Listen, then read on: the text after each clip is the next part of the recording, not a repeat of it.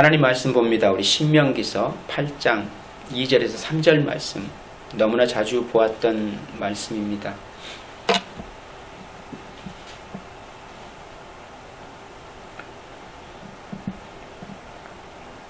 우리 같이 한 목소리로 합독하시겠습니다. 시작. 내 하나님 여호와께서 이 40년 동안에 내게 광야길을 걷게 하신 것을 기억하라. 이는 너를 낮추시며 너를 시험하사 내 마음이 어떠한지 그 명령을 지키는지 지키지 않는지 알려 하심이라. 너를 낮추시며 너를 줄이게 하시며 또 너도 알지 못하며 내 조상들도 알지 못하던 만나를 내게 먹이신 것은 사람이 떡으로만 사는 것이 아니요 여호와의 입에서 나오는 모든 말씀으로 사는 줄을 내가 알게 하려 하심이니라. 아멘.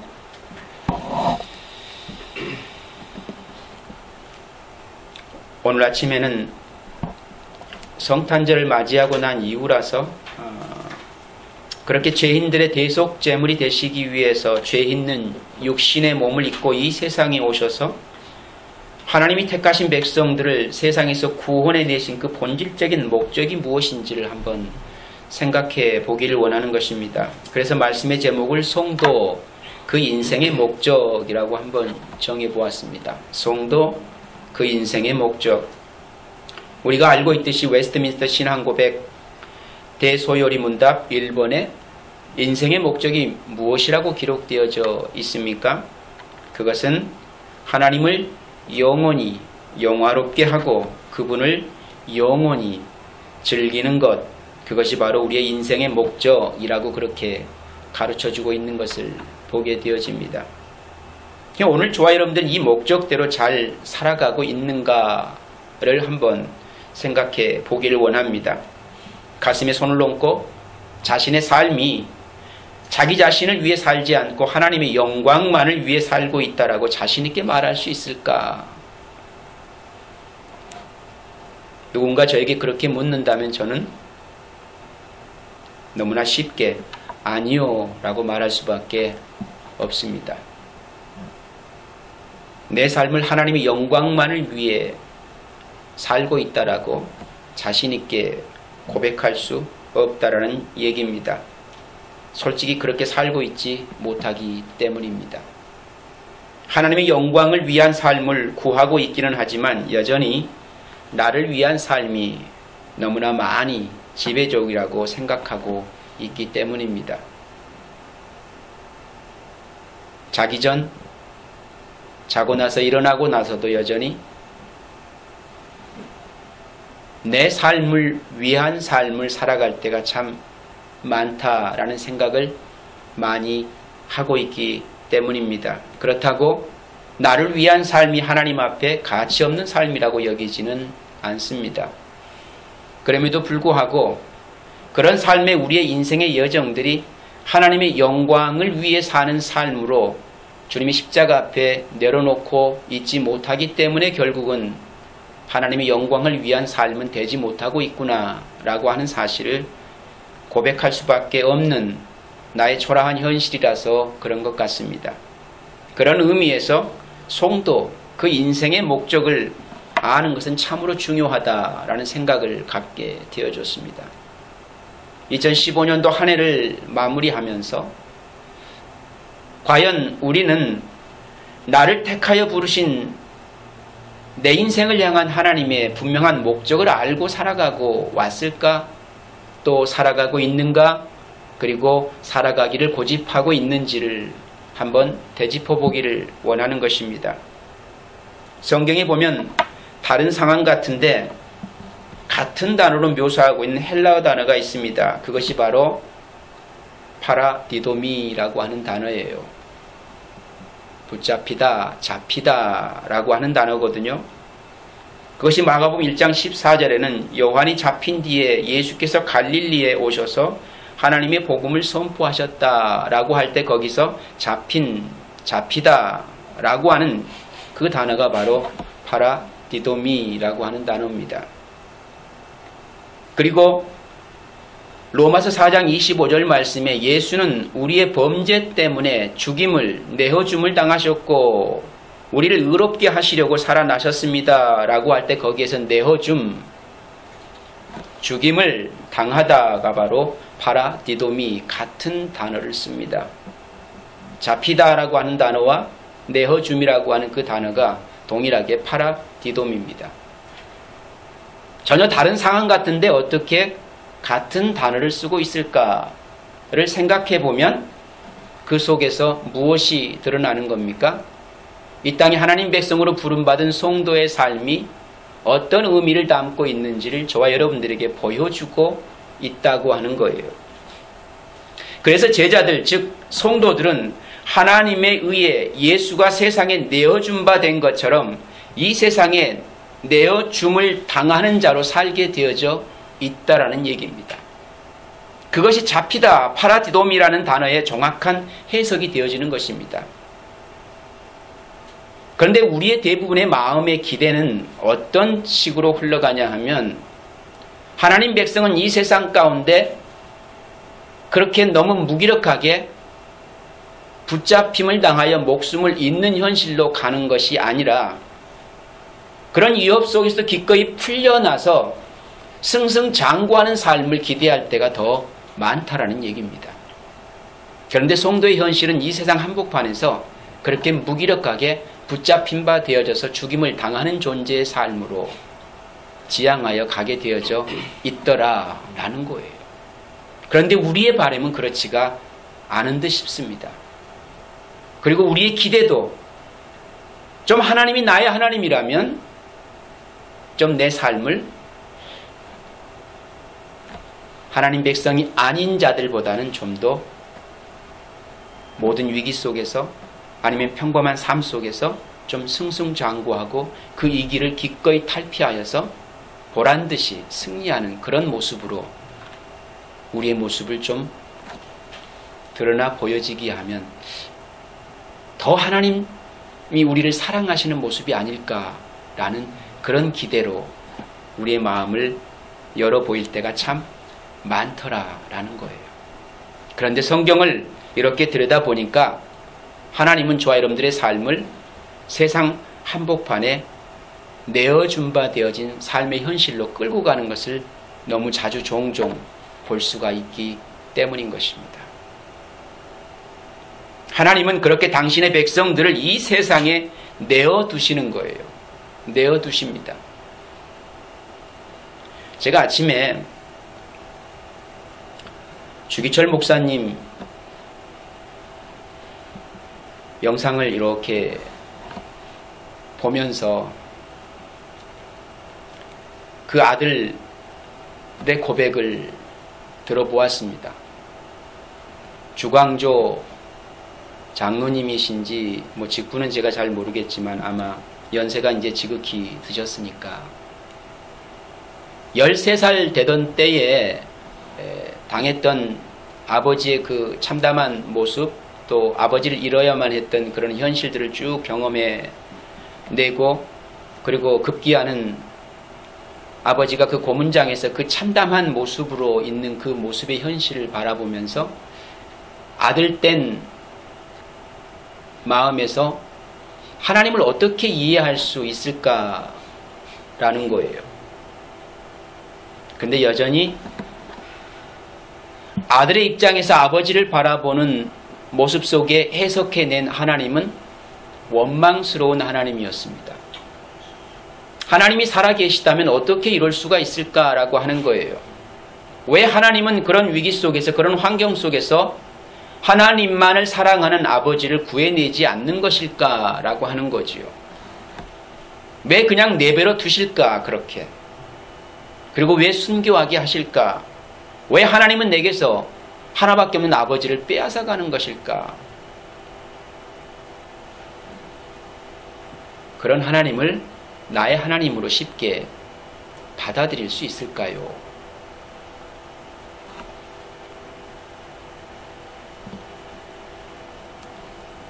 참 어려운 질문 같습니다.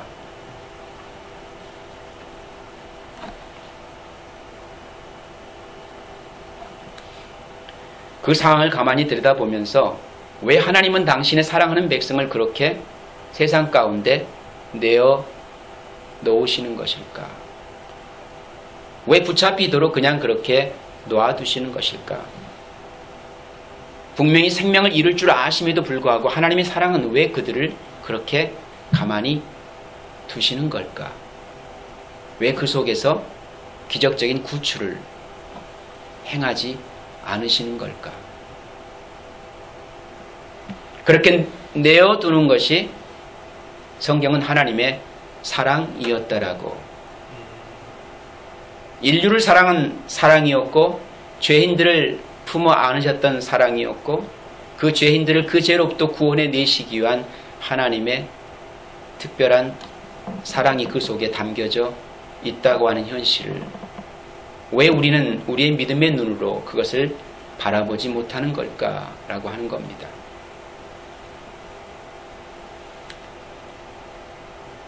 당사자가 아니면 그 사랑을 알아채지 못합니다.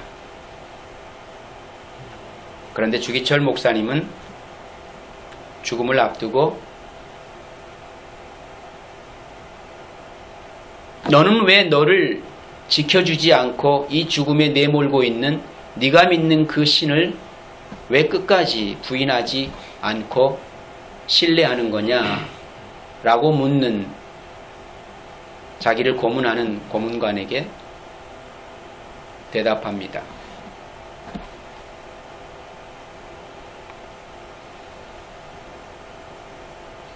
그동안 나는 내가 내 십자가를 지고 왔다고 생각을 했는데 주님이 내 십자가를 지고 가고 계시는 것을 알게 되었기 때문이다.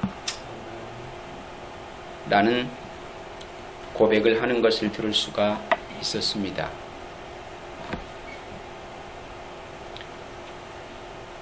하나님의 사랑이 무엇인지를 그 깊이와 높이와 넓이를 우리가 알기를 원한다면 그리고 왜 나를 이 세상 한복판에 그렇게 내버려 두시는 것일까?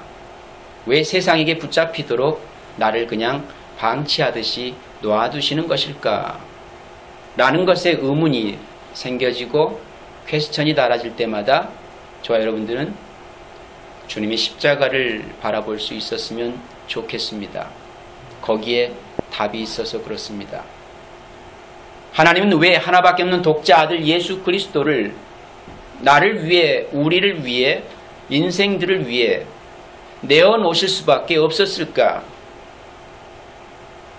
라는 것에 하나님의 사랑이 담겨져 있기 때문이라고 하는 것입니다. 하나님은 그렇게 당신의 백성들을 이 세상에 내어두시는 거예요.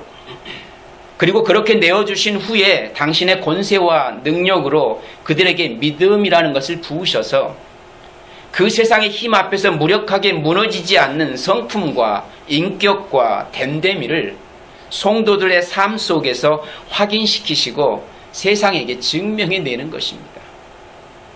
이것이 바로 하나님이 우리를 지키심이 되는 거예요. 하나님이 저와 여러분들을 지키심의 모습은 그렇게 우리의 삶 속에 드러나 보여지게 되는 것입니다.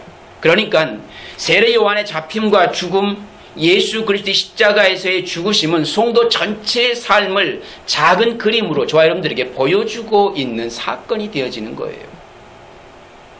이 세상의 권세에게 잡혀 억울한 죽음을 당하면서도 하나님 백성다움을 당당히 보여주고 떠나는 바로 그 모습이 성도의 삶이어야 한다라는 사실을 저와 여러분들에게 도전하는 것입니다. 그래서 요한계시록에서도 성도를 상징하는 두 증인이 바벨론 성 길가에서 죽임을 당하는 것입니다. 독자들은 그것을 순교라고도 얘기합니다. 그것이 순교든 뭐든 하나님 백성이 죽임을 당하는 건 기정사실입니다. 왜 주의 복음을 전하는 이가 죽임을 당해야 하는가? 끝까지 살아남아서 승리의 영광을 쟁취해야 맞는 거 아닙니까? 라고 얘기하고 싶겠지만 성경은 불행하게도 우리에게 그렇게 말씀하고 있지 않습니다. 죽임을 당하는 것으로 보여줍니다. 그리고 하나님께서 부활의 몸으로 다시 그를 살려내는 것을 볼 수가 있더라라고 하는 거예요. 그것이 구속사의 완성이 되어지는 것입니다. 그렇기 때문에 성도들은 이 세상에 나타나는 현상만 보고 왜 하나님은 침묵하시는가? 왜 하나님은 우리의 어려움을 지켜보고만 계시는가? 왜 하나님은 그렇게 무기력한가? 왜 하나님은 나만 사랑하지 않는 건가? 왜 하나님은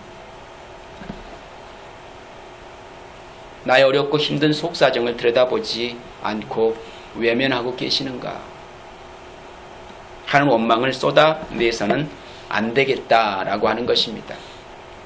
그것은 하나님은 그 상황 속에서도 하나님을 버리지 않고 여전히 하나님을 신뢰하고 있는 그 마음을 지켜주고 계신데, 우리는 우리의 소원과 기대와 만족이 채워지지 않는다고 섣불리 하나님을 무능한 존재로 판단하고 평가절하시켜버리는 경우가 왕왕 있더라는 얘기입니다.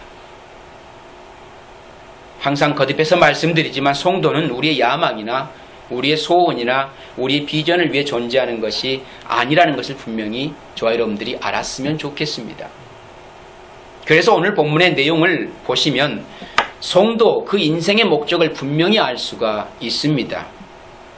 왜 그 백성을 그 애굽에서 택하여 부르시는지 분명히 그것이 성도 그 인생의 목적이 되어지기 때문인 것입니다.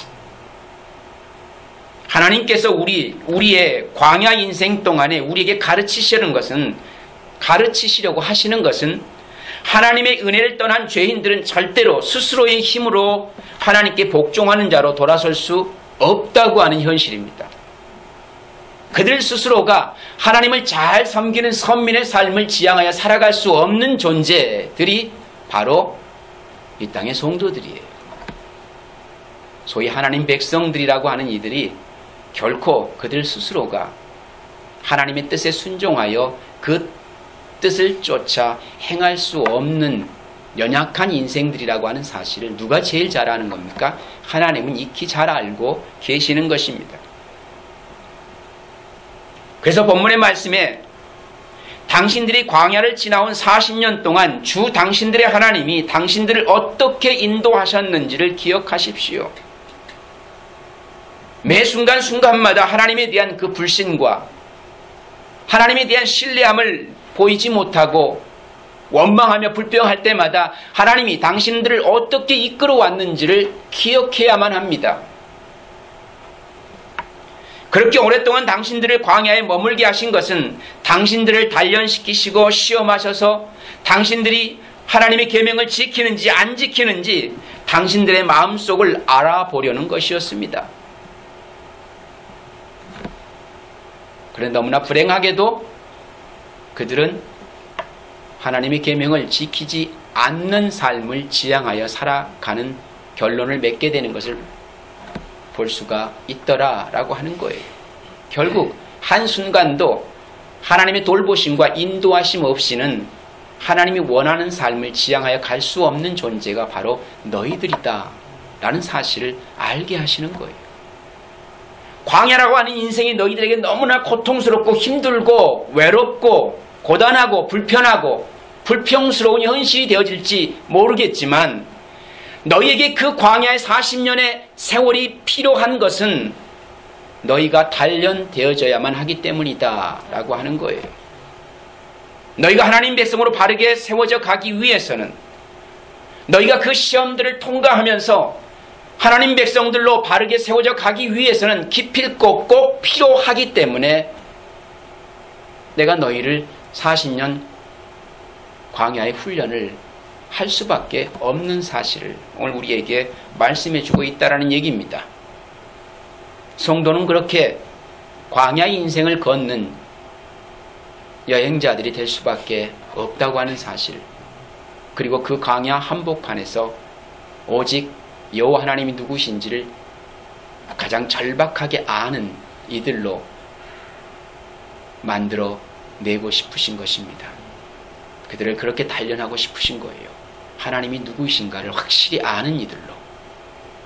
그 하나님이 오늘 우리를 지키시지 아니하시면 우리는 결탄코 우리의 안전을 보장받을 수 없는 그런 연약한 인생들이라고 하는 사실을 정확하게 깨닫고 알아가도록 그 광야의 삶을 허락하신다라는 얘기입니다. 또한 피조물은 하나님의 말씀을 순종하는 것으로만 행복할 수 있는 것이지 이 세상의 힘이나 가치 등의 이 세상 떡으로 행복을 추구하는 것이 아니라는 사실을 가르치기 위함이었다고 그렇게 오늘 본문이 말씀해 주고 있습니다. 그게 3절 말씀이죠. 주님께서 당신들을 낮추시고 굶기시다가 당신들도 알지 못하고 당신들의 조상도 알지 못하는 만나를 먹이셨는데 이것은 사람이 먹는 것으로만 사는 것이 아니라 주님의 입에서 나오는 모든 말씀으로 산다라는 것을 당신들에게 알려주시는 것이었습니다. 이처럼 우리 성도들은 이 광야 인생길에서 자신의 뜻과 소원을 하나님께 관철시켜 행복을 누리는 자로 살아가는 것을 목적으로 하는 것이 아니라 자신의 뜻을 버리고 하나님의 말씀에 순종하는 자로 지어져 가는 것입니다. 지난번에도 말씀드렸지만 진리가 저와 여러분들을 자유케 한다라고 하는 의미 속에는 이제는 비로소 순종의 삶이 무엇인지를 배워 그 순종의 삶을 지향할 수 있는 이들이 되었다라는 것입니다. 진리가 우리를 자유케 함과 동시에 이제는 비로소 성도들이 방종의 삶이 아닌 책임의 삶을 지향하여 살 수 있는 대상들이 되었다라는 얘기입니다. 그런데 그 진리가 우리를 자유케 하지 못하면 여전히 방종의 삶을 지향하게 되어져 있더라. 그 방종의 삶이 뭔 줄 아십니까? 내 마음대로 살아가는 거예요. 내 뜻대로, 내 원하는 대로, 내가 하고 싶은 것들 하고 내 마음에 담겨져 있는 나의 소원을 이루는 일에 내 삶을 열심하는 삶, 그걸 방종이라고 합니다. 하나님의 뜻과는 무관한 삶. 그래서 우리의 삶의 모든 상황이 누구의 지배를 받는 거예요? 악한 사탄의 지배를 받는 삶을 지향하게 되어져 있었던 거예요. 그런데 그 악한 사슬에서 우리를 끄집어내어서 참 자유를 우리에게 허락해 주시니까 비로소 하나님의 말씀에 순종하는 삶을 지향하여 살게 되는 존재로 새롭게 태어나게 된 겁니다. 그것이 진리가 우리를 자유케 한 거예요. 그 진리로 말미암아 이제부터는 어떤 삶을 지향합니까? 책임 있는 삶을 지향하게 되어지더라 라는 거예요. 하나님의 은혜는 저와 여러분들로 하여금 그렇게 순종의 삶을 살아가도록 촉구합니다. 이 세상 법이 아닌 하나님의 법을 따라 순종하는 자로 새로운 인생의 삶을 추구하며 살아가도록 저와 여러분들을 새롭게 새 생명으로 다시 지어내신 것입니다. 그게 하나님 백성들이에요.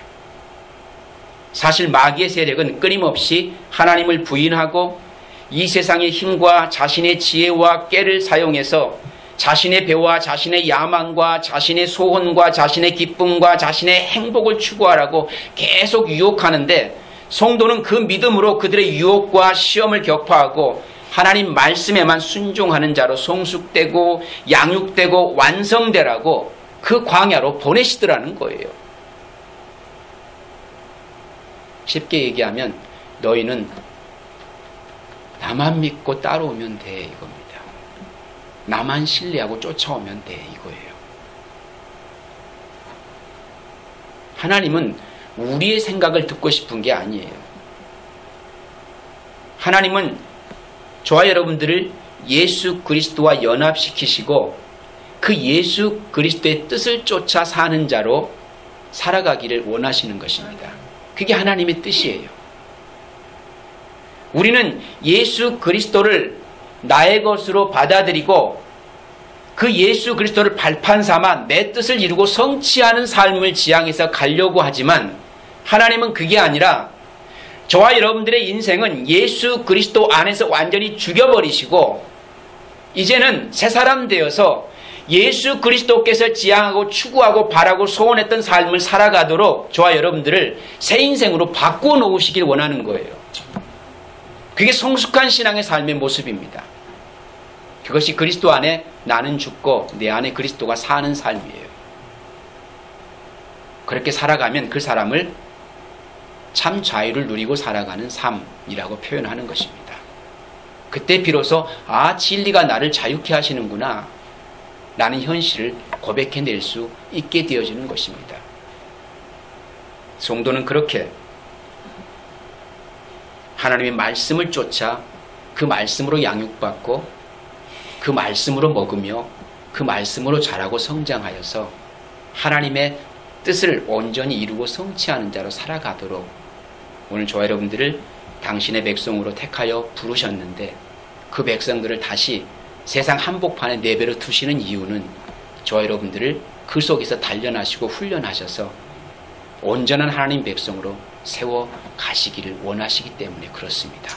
세상과 구별되어진 거룩한 믿음의 공동체로 구별하시기 위함이라고 하는 거예요. 그런데 우리가 그렇게 구별되어진 하나님 백성들이 세상에서 성공을 향해 매달리고 있다면 그건 구별이 아니고 더 본질적인 타락을 추구하는 삶이 되어지는 겁니다.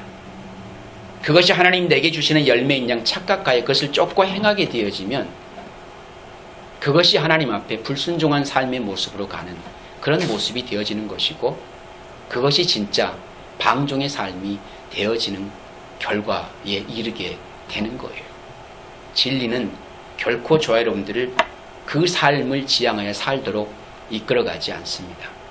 진리는 저와 여러분들이 가장 낮은 말석에 앉기를 원하는 그 마음을 품고 하나님 앞에 가장 겸손한 자로 그리고 섬김의 삶을 지향하여 살아가는 참 고단한 삶을 살도록 우리의 마음을 내려놓게 합니다. 이게 성경이 저와 여러분들에게 가르쳐주는 성도의 삶의 모습입니다. 그럼에도 불구하고 우리는 그런 모든 모습들을 항상 화려함과 눈에 보기 좋음과 뭔지 모르지만 세상이 대단하다고 여기는 그런 것들 속에서 행하기를 원하기 때문에 저와 여러분들은 한순간도 해가람을 얻을 수 없는 삶을 계속 경험하는 것입니다. 우리가 물이 없어 기가를 느끼는 게 아닙니다. 물이 없어 기가를 느끼는 것이 아니고 물은 너무 풍성한데 여전히 기가를 느낍니다. 왜 그런 줄 아십니까?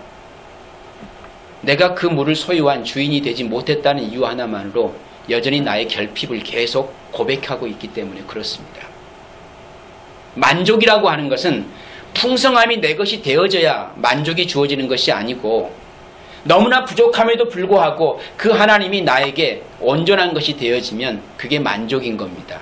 성도는 그 만족을 경험하여 살아가는 것이고 하나님이 없는 이들의 삶 속에서는 그 세상이 주는 부요함 속에 만족을 되찾는 거고요. 그런데 그 세상은 절대 만족할 수 없습니다. 왜? 더 큰 것으로 만족하려 들기 때문에 평생 기가를 느끼며 살 수밖에 없는 대상인 것이고 하나님 백성들은 조그만 것에도 하나님이 내게 허락하신 그 속에서 참 만족이 있다는 사실을 알기 때문에 너무나 부족해 보이는 것도 너무나 초라해 보이는 것도 내 인생에는 큰 행복의 조건이 되어지는 그 믿음의 고백을 하며 살 수 있는 대상이 되어진 거예요. 이게 다른 겁니다. 세상의 가치와 하나님 나라의 가치는 이렇게 달라져 갈 수밖에 없는 거. 주님이 이 땅에 오심이 우리 눈에 보이기에 초라함이었다면 저와 여러분의 삶의 여정도 그 초라함이 가장 화려함으로 고백될 수 있는 그 믿음을 할 수 있는 존재들이 되어져야만 한다라는 거예요.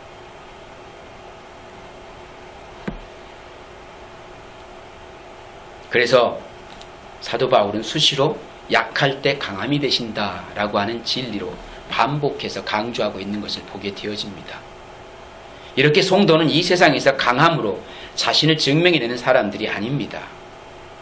우리는 그러려고 애쓰고 싶겠지만 오히려 당해주고 용서해주고 안아주고 섬겨주고 사랑해주고 하는 그 약함 속에서 하나님의 강함을 증명해내는 자로 살아가야 하는 거예요. 그게 성도들입니다. 그래서 매번 손해보는 것 같지만 그 손해보는 현실 속에서 진짜 강함이 뭔지를 그들에게 일깨워주는 자로 살아가는 것이 세상의 빛이고 소금인 것입니다. 삶의 역설이지요. 오늘 우리의 인생의 역설이 되어질 수도 있습니다. 제가 일을 하다가 이게 어떻게 가능한가라는 사실을 깨닫게 되어졌습니다. 저도 지나온 시간들 동안에 목회를 하면서 이런 경험 저런 경험들 많이 경험할 때마다 힘든 시간이 있었고 참 고통스러운 시간들이 참 많이 있었습니다. 그런데 그 힘듦과 그 고통 속에서 누군가는 꼭 나를 힘들게 하고 고통스럽게 하는 대상들이 꼭 있더라는 것입니다. 그리고 나는 내가 그들로 인하여 참 고통을 당하고 있구나, 고난을 당하고 있구나라는 생각을 하게 되어졌었어요. 그래서 적어도 나는 하나님 앞에 바른 가치관을 가지고 서 있는 거구나. 하나님이 벌을 하셔도 저들을 벌하시겠지. 왜? 나는 주의 뜻대로 살려고 하다가 이런 일들을 겪고 있는 거니까. 저들은 나를 가해하는 가해자이고 나는 그들로부터 그 가해를 당하는 피해자구나 라는 위로가 있었습니다. 그런데 제가 일을 하다가 곰곰이 다시금 생각해 보게 되어졌습니다. 과연 누가 진짜 가해자일까? 누가 진짜 가해자일까? 그런데 내가 그 가해자라는 사실을 알게 됐습니다. 그걸 어떻게 알게 됐냐 하면 그들은 이 세상 유혹에 항상 넘어지고 자빠질 수밖에 없는 현실 속에 있더라는 것입니다. 조그만 유혹의 미끼가 와도 그 유혹의 미끼를 덥석 물 마음의 준비가 되어져 있는 이들이었어요. 그런데 그 유혹의 미끼를 덕석 안겨준 게 그 장본인이 바로 나였다라는 사실을 알게 됐습니다. 그 유혹의 미끼를 무는 순간에 그들의 마음속에는 이제는 어떻게든 이것을 내 것으로 만들어야지라고 하는 욕심이 생기는 순간 가장 먼저 1차적인 대적자로 누구를 삼는 겁니까? 목회자를 1차적인 대적자로 삼는 겁니다. 애시당초 하늘이 무너져도 그 유혹의 미끼를 던져주면 안 됐던 거예요. 어떤 이유로도.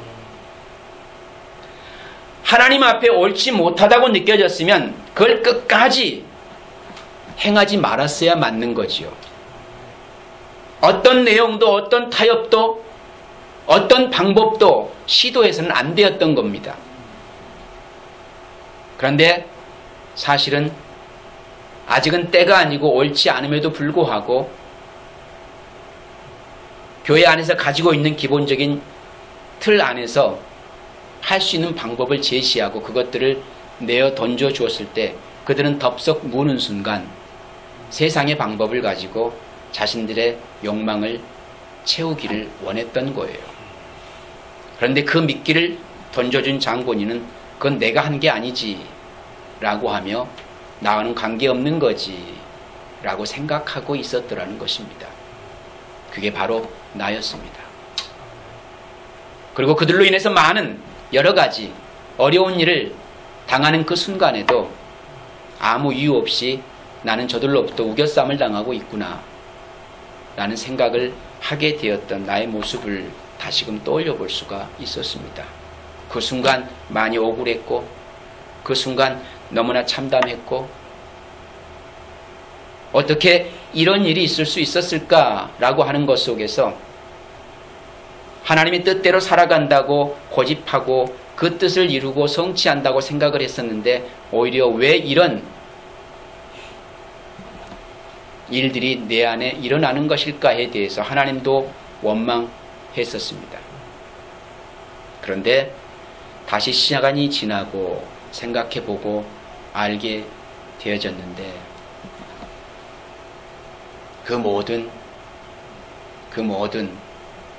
미끼는 결국은 내가 시작했더라는 거. 내가 던져줬고 그렇게 연약한 이들에게 그 미끼를 덥석 물도록 나는 그들을 유혹하는 자가 되어지고 있었다고 하는 현실을 알게 되었다라는 것입니다.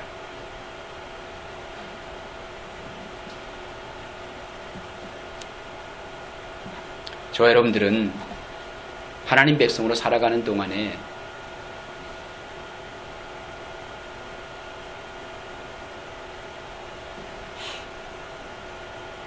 오히려 저와 여러분들이 이 세상 속에서 당해주고 용서해주고 안아주고 섬겨주고 사랑해주고 하는 약함 속에서 하나님의 강함을 증명해내는 자로 살아가야 한다고 하는 사실을 깨달을 수 있었으면 합니다. 그래서 성경은 우리 성도들에게 반복해서 자기를 부인하라 라고 하는 것이고, 수시로 너희 배만을 위해 살던 너희의 옛사람은 이미 죽었으니까 이제 제발 좀 새 사람으로 주님의 영광만을 위해 살라라고 그렇게 저와 여러분들에게 도전하고 있는 겁니다. 로마서 14장 7절과 9절 말씀에 이런 말씀이 기록되어 있습니다. 우리 가운데는 자기만을 위해 사는 사람도 없고 또 자기만을 위해 죽는 사람도 없습니다. 우리는 살아도 주님을 위해서 살고 죽어도 주님을 위해서 죽습니다. 그러므로 우리는 살든지 죽든지 다 주님의 것입니다. 그리스도께서 죽으셨다가 살아나신 것은 죽은 사람에게도 산 사람에게도 다 주님이 되시려는 것입니다. 그 모든 일에, 그 모든 사건에, 그 모든 상황에 모든 주범이 나라고 하는 사실을 고백하는 것이 뭐 그리 부끄러운 일이고 뭐 그리 잘못된 일이라고 왜 그것을 고백해내는지 고백하지 않는지 모르겠습니다. 그도 주님을 위해서 사는 건데 내 탓이요 내 책임이요, 내가 저들을 저렇게 분노하게 만들었고 내가 저들을 세상의 욕망을 쫓아 불의를 행하게 만들었고 모든 원인이 나한테 있다는 사실을 내 스스로 인정하고 그들 앞에 나의 잘못과 나의 어리석음과 미련함들을 기꺼이 고백해낼 수만 있다면 그것이 하나님께 영광이 된다는 사실을 왜 몰랐을까라고 하는 것입니다. 하나님은 오늘 우리의 인생의 삶 속에서 우리가 잘하는 걸 들여다보시고 너 참 잘했구나 라고 다독거리시기를 그리고 칭찬하시기를 원하시는 그런 분으로 우리가 착각하고 있지는 않는가라고 하는 거예요. 이 세상 속에서 그리스도인이라면 적어도 세상의 모든 문제와 사건, 사고 속에 펼쳐지고 있는 그 모든 정황들 속에서 내가 그 모든 사건의 주범이 되어지고 있다는 사실을 알아차리는 것이 가장 절실하게 필요한 거구나 라고 하는 겁니다. 우리의 죄가 얼마나 이 세상을 힘들게 하고 얼마나 많은 사람들을 불편하게 하고 있는지를 정말 폭넓게 우리의 믿음을 통해서 고백해낼 수만 있다면 그 모든 십자가를 내가 지는 듯 싶지만 결코 내가 지는 것이 아니고 주님이 짊어지시고 계시다는 사실을 알기만 한다면 나를 주님이 십자가 앞에 내려놓을 수 있잖아요. 내려놓을 수 있잖아요. 근데 그 사실을 몰라서 내가 지는 듯 싶어서 여전히 우리는 나를 보호하는 일에 급급하여 그 모든 사건 사고의 원인 제공자가 나라는 사실을 부인하고 싶은 그런 마음으로 살아가는 우리의 현실들을 들여다볼 수가 있더라라고 하는 겁니다. 성도는 하나님 백성은 그냥 당해주는 겁니다. 져주는 거예요. 알지만 넉넉한 사랑으로 품는 겁니다. 그게 성도인 것 같아요. 그게 하나님 백성입니다. 그게 하나님 나라를 나의 영원한 본향으로 삼고 살아가는 성도들의 삶의 모습인 것 같습니다.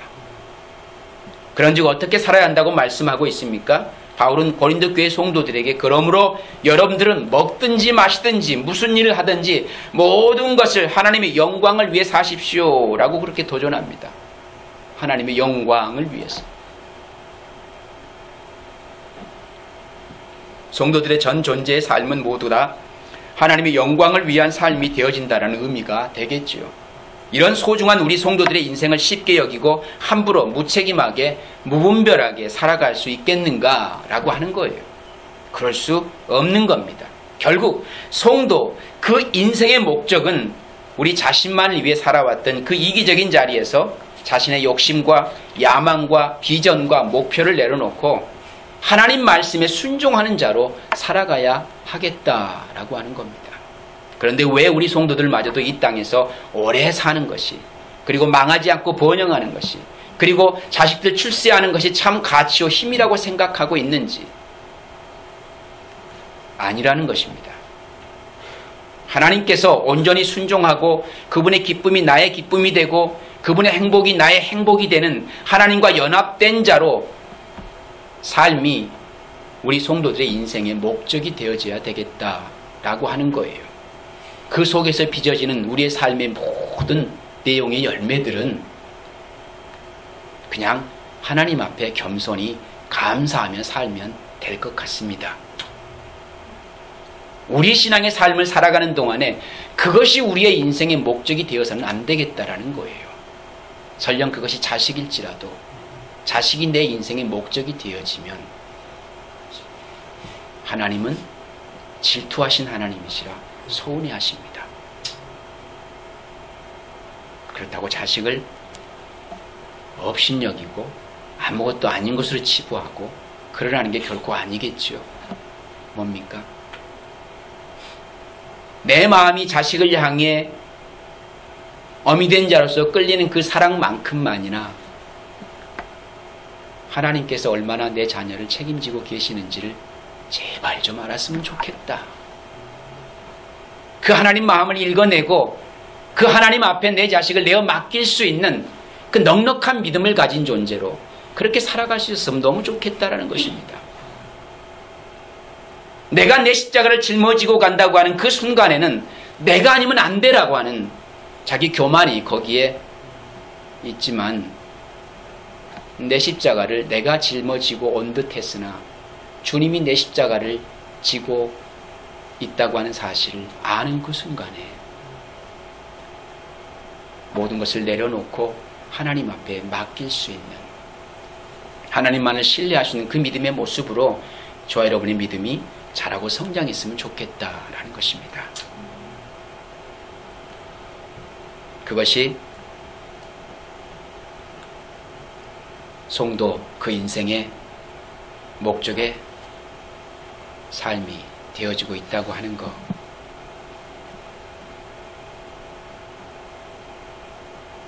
그분의 기쁨이 나의 기쁨이 되고 그분의 행복이 나의 행복이 되는 하나님과 연합된 자로서 삶이 우리 성도들의 인생의 목적이 될 수 있는 삶. 이것이 진짜 가치며 진짜 힘이 된다고 하는 사실을 오늘 우리가 깨닫고 살았으면 좋겠습니다. 그러므로 성도의 인생의 목적은 바울과 같이 고린도전서 11장 1절에 보니까 이런 고백을 하고 있습니다. 내가 그리스도를 본받는 사람인 것과 같이 여러분은 나를 본받는 사람이 되십시오 라고 당당하게 고백하고 있는 것을 볼 수가 있었습니다. 오늘 저와 여러분들은 어떻습니까? 이 고백을 누군가에게, 우리 이웃들에게 당당하게 고백해 낼 수 있겠습니까? 먼저 그리스도를 본받는 자의 삶이 지향되어지면 그 삶을 살아가고 있는 나의 삶을 누군가에게 본받으라고 해도 결코 부끄러울 것이 없는 삶이 되어질 것이기 때문에 그 믿음의 당당함, 그 자리까지 저와 여러분들이 세워져 가야 되지 않겠습니까? 나는 아무것도 안 하면서 제발 좀 예수를 본받아, 주님은 그렇지 않았잖아 라고 도전하지 마시고 내가 주님의 뜻대로 살아보니까 이렇더라. 나를 보면 모르겠니? 이 삶을 사는 게 진짜 행복이야 라고 얘기해 줄 수 있는 그런 믿음으로 당당한 성도의 삶이 저와 여러분의 삶이 되었으면 좋겠다라는 것입니다. 2015년도 한 해 동안에 혹여나 우리의 삶 속에 그런 당당함이 없었다면 맞이하는 2016년도에는 좀 그런 프라우드한 우리 신앙의 모습으로 저와 여러분들이 성장하고 자라갈 수 있었으면 하는 그런 기대를 갖게 되어집니다. 그렇게 인생의 광야가 저런 가운데 주어지시더라도 추워도 그 속에서 절망하거나 좌절하지 마시고 저와 여러분들을 단단하고 튼실한 하나님 백성으로 세워 가시기 위한 그 어떤 것에도 흔들리지 아니할, 그리고 그 하나님만을 신실하게 신뢰하고 그 말씀을 쫓아 순종하며 살아갈 수 있는 참 복 있는 성도의 삶으로 저와 여러분들을 이끌어 내시기 위해서 허락하신 하나님의 친절한 배려가 이스라엘 백성의 40년 광야라고 하는 사실이었다는 사실을 안다면, 오늘 저 여러분들 세상 한복판에 어떻게 하나님이 나를 내버려 두시든지 간에 거기에 우리의 마음 빼앗기지 마시고, 그 속에서도 내가 믿음으로 분명히 살아남을 줄 아시고 나를 그곳에 허락하신 그 하나님의 은혜 앞에 감격하며 감사할 수 있는 성숙한 저 여러분 되시기를 주님의 이름으로 당부를 드립니다. 저 여러분의 삶의 목적이 그렇게 하나님 앞에 세워져 가기를 주님의 이름으로 다시 한번 당부를 드립니다. 기도하겠습니다.